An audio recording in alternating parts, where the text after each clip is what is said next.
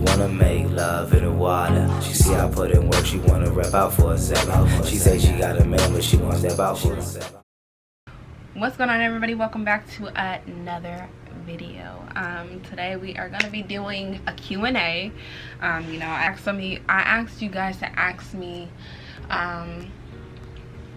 you know, some pretty juicy questions, the questions that you wanted answered the most. I told you I was gonna be doing a mukbang, and I didn't feel like kind of setting up to do a mukbang, but I am eating some gumbo that I made. Is freaking delicious, guys. I promise you, I was gonna do a video on how I made it and stuff like that, but I was like, let me see if they want me to even do a video like that. So I'm gonna wait till you guys give me your answers in the comments below. Currently cleaning out Alma's closet right now. She has a lot of clothes that she cannot fit anymore. I'm just bagging stuff, folding and hanging. Okay guys, so before we start this video, make sure you like, comment, and subscribe. Golden Gang is definitely growing, and I definitely appreciate you guys. So make sure you leave your comments, as long as it's not negative, and won't get you blocked, because some of y'all just be getting blocked, especially after that last prank video. I blocked a couple of y'all because y'all was just being too sensitive and too dramatic and all that other extra stuff. So if you're gonna be sensitive and dramatic, you're gonna get blocked. Okay, next question. Where are some places that you want to travel? Oh my god, listen, I want to travel everywhere possible, to a certain extent.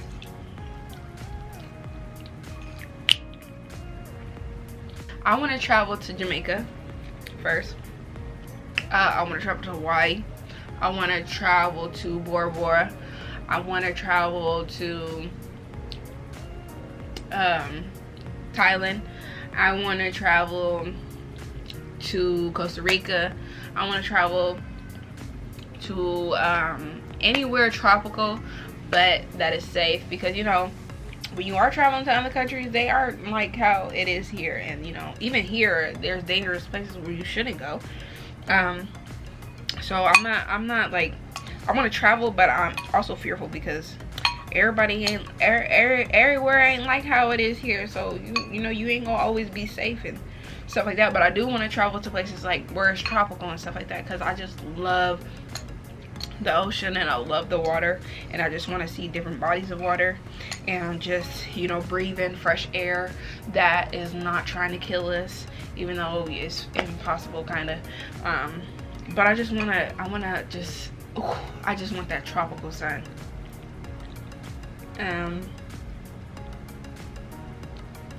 Oh. Okay, that's weird. I'm not gonna answer that. Weird. Okay. What's your favorite homemade vegan meal? Listen, y'all.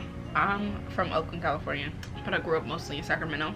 But in my heart, I'm from the South, okay? I love Southern food. I love to mimic Southern food, to make it vegan or vegetarian, whatever the case may be, and that is my favorite thing to eat. Like this is the first time I made gumbo, and this is gonna be one of my top favorites. But my other top favorite is usually macaroni and cheese, big macaroni and cheese, greens and yams, and whatever else I decide to make. That's the other one. First off, as you can see, Alma's right here because she never lets me do anything by myself. Anyways, okay. So, juicy question. Yeah. Do you like to dominate in the bedroom or more submissive? Yeah. I'm not gonna answer that. You know why? Because I have family who watches my videos, and I said juicy, but like not nasty, if you guys know what I mean. And a couple of you asked me some nasty questions, which is not appropriate for YouTube and goes against the YouTube community guidelines. Well, to a certain extent, because they made you change your videos to suitable for kids or not. But I'm not gonna answer any nasty personal questions like that. So, being a vegan eater myself, I would like to know, how is vegan life going for you? First of all, guys, I am not fully vegan. I'm vegan for a couple weeks, and then I'm vegetarian for a couple weeks, and then I'm vegan for a couple weeks, and then I'm vegetarian for a couple weeks. You know why? Because there's one thing that is my weakness, which is cheese. No, but I love cheese. Cheese is life. I probably wouldn't have survived this long without cheese in my life. No, I'm just playing. But cheese is really like my weakness, and I honestly love cheese so much. You know, some days I just want that real macaroni and cheese, or some days I want some pizza, because pizza is pizza was my favorite food for at least 20 years of my life. So yeah, there you go. So I'm not vegan all the time. To say what I eat on a day-to-day basis, I don't eat the same thing every day. So I mean, I try to switch it up. I'm very diverse. I'm from California, you know, we diverse. So I can make vegan tacos, vegan lasagna, vegan freaking Chinese food, freaking southern food, anything that's good to me, I will make. So I don't eat the same thing on a day-to-day basis. Someone asks, do you like to meditate? Okay, yes, I do like to meditate. When I first started meditating, I had to honestly clear and stop watching a lot of TV, especially scare movies, because I used to love scare movies. And when I used to meditate in the dark, you know, straight Egyptian style. Before I even became conscious, I was always into meditation, relieve my anxiety and stuff like that. So because when I did used to meditate, I used to meditate just in the complete dark, sitting there with my music playing and stuff like that, and I would just feel intense energy around me, and it felt negative. It felt very strong and just negative, and I couldn't stay focused so much.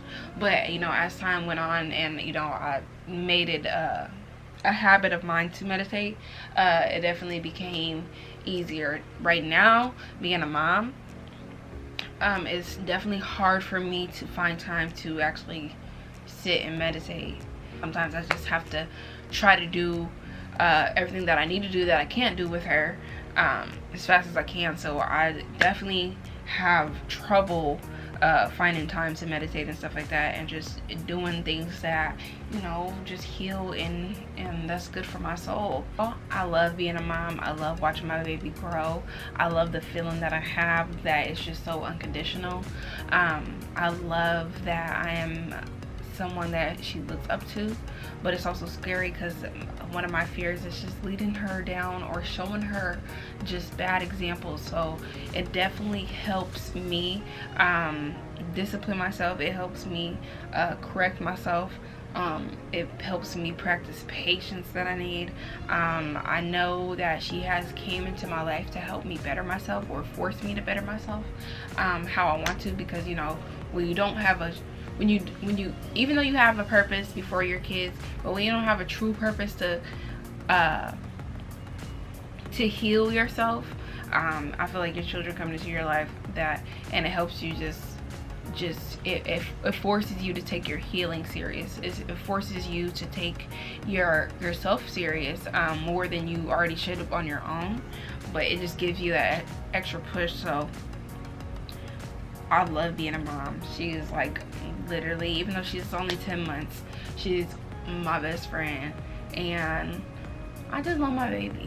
She gets on my nerves sometimes, you know. I have my times where she gets on my nerves, but I love my baby. She's perfect. She's perfect. And yeah, thinking about any other kids anytime soon. Well, for me, I am the primary parent, so no, I'm just kidding. No, but seriously, I wouldn't mind having a kid soon. I want to wait a little bit after my birthday, but because I want to turn up. No, but no, I'm not. We're not trying to force another baby to come, but we also aren't, you know.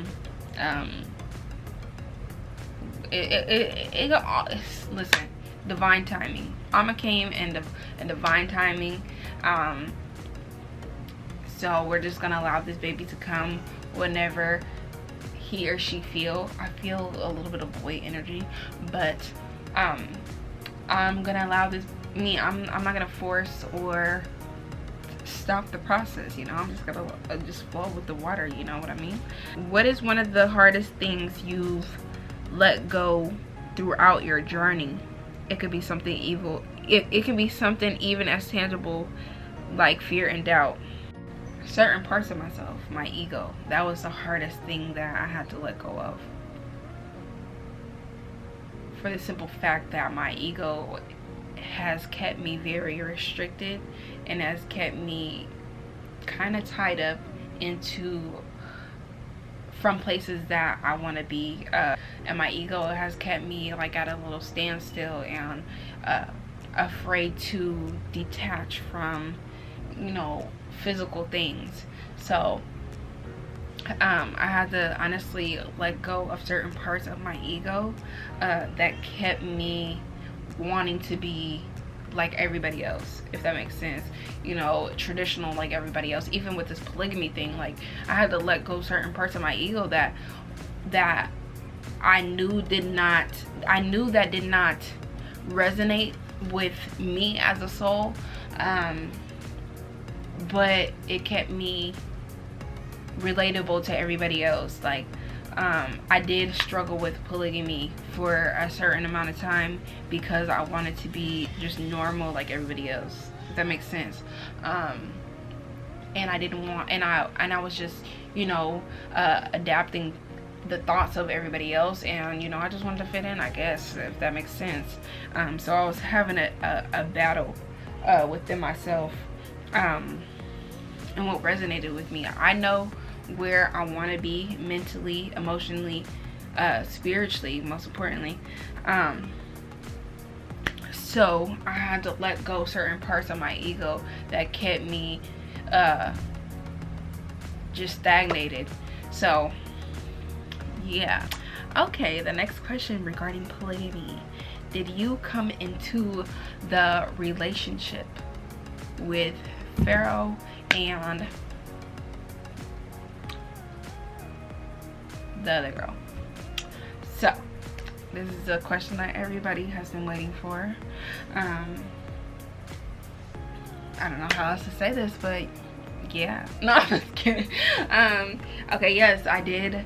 Well, before it was me and him, it was him and someone else, and I came into that relationship very excited, very happy to finally be. This is when it was like, you know, when I start coming into my consciousness, I met these people, and they were like me. I wanted to try. When I first met Pharaoh, I didn't even want a relationship. I broke up with my boyfriend, who I was dating at that time, and I didn't want a relationship because my mind was so into consciousness, and I understood that romance and that ideology is just a European ideology, basically.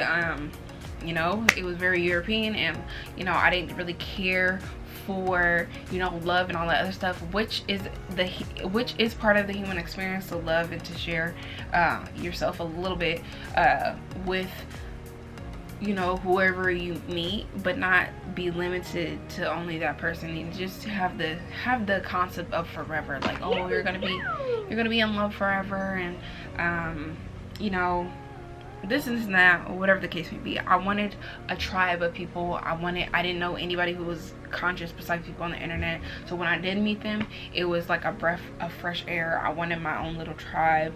I wanted to be around people who I could relate to, who lifestyle was like mine, who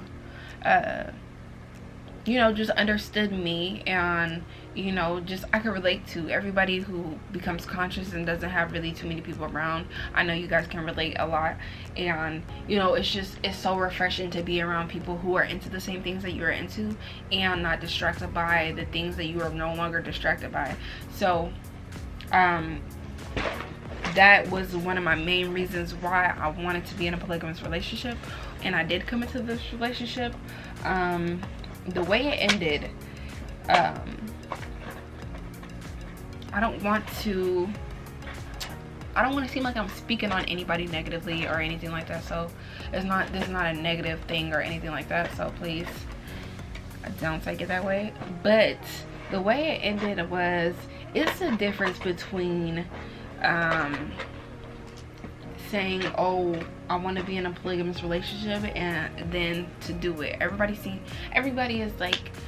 makes it seem like it's so easy to just be in a polygamous relationship, and some people, you know, don't even think of the thought of being in a polygamous relationship. But it's definitely easier.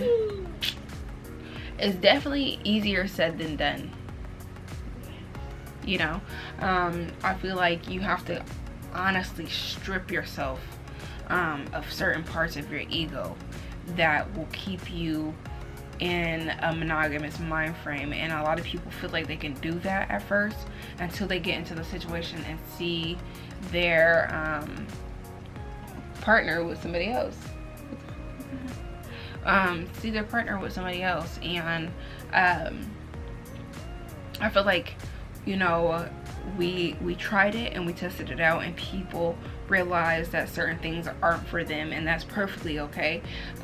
With polygamy and even monogamy, like, you get into a relationship and you realize certain things are for you and certain things aren't for you. You may think that you can do something, and you know, you realize that it doesn't really resonate with me as I thought it would. So experience is great. I feel like everybody has the right to experience and experiment whatever they, you know, whatever they desire. And if you realize something isn't for you, then, you know, best wishes, and, you know, go about your life and be happy and do things and attract whatever is for you. So that's all I'm gonna say on how it ended. It was just a realization that certain things are not for everybody, and that is perfectly okay. And at a point in time, it wasn't for me, and that's why we took a break on it. So yeah, I hope that answers your question, and I hope that answers a lot of people's questions, because a lot of people ask that. That is it for this Q&A. I hope you guys got your questions answered. If you didn't, I will do a part 2, or I can do a Q&A with Pharaoh. But we might just wait for the family channel, because we are about to get the family channel back and running, and tell you guys the story of why that got deleted twice. But anyways, make sure you like, comment, and subscribe. Make sure you just, man, like this for me, because I'm really tired right now, honestly. And I didn't feel like doing this, but you know, I was like, let me get up and do this Q&A. But just like this video for me. Like, just be nice and like this video. Make sure you subscribe to my channel. Also, yes, leave a comment. No negative comments, because I will get you blocked. But yeah, we welcome only positivity over here, okay? Nothing but it. But anyways, okay, thank you guys for watching my video, and I'll see you next time. Peace. She said she wanna fly out to the ocean. She wanna make love in the water.